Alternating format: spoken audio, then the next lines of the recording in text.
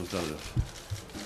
Al presidente de la Junta, la enhorabuena por la coordinación, por la profesionalidad, por la rápida reacción que han tenido desde anoche, que me han tenido informado, la ministra también.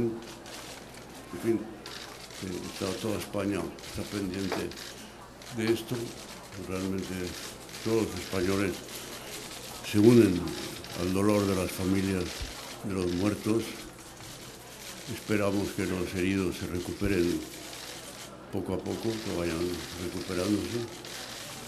Felicitar, por supuesto, tanto al voluntariado, a los profesionales, a los donantes de sangre, por cómo se han portado y por el espíritu de ciudadanía que han demostrado haciendo lo que han hecho.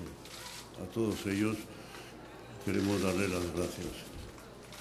O sea que lo único que puedo decir es que también nos unimos a todos los españoles en este momento y estamos con todas las víctimas, con las familias, con los amigos de las víctimas, en fin, y esperamos que dentro de la desgracia podamos esclarecer pues, los diferentes problemas que puedan tener. Muchas gracias.